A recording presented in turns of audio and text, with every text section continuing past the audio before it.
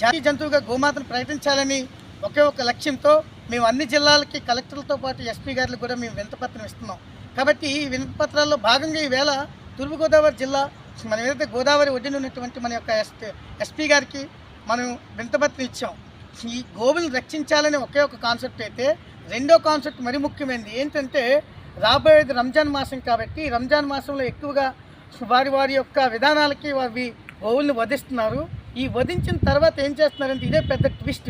ఈ యొక్క గోదావరి మహాపుణ్యనది ఏదైతే ఉందో 9 నదుల్లో మహాపుణ్యనది గోదావరి. అటువంటి నదుల్లో కూడా ఆ యొక్క రక్తాన్ని, ఆ యొక్క కబేలాలని, రకరకాలైనటువంటి వ్యర్థాలను కలపడం జరుగుతుంది. కాబట్టి గోదావరి నది ఒక తాగడానికి, సాగునీటు, అన్ని విధాలుగా మనం ఇన్ని స్నానాలు కూడా ఆచరిస్తాం.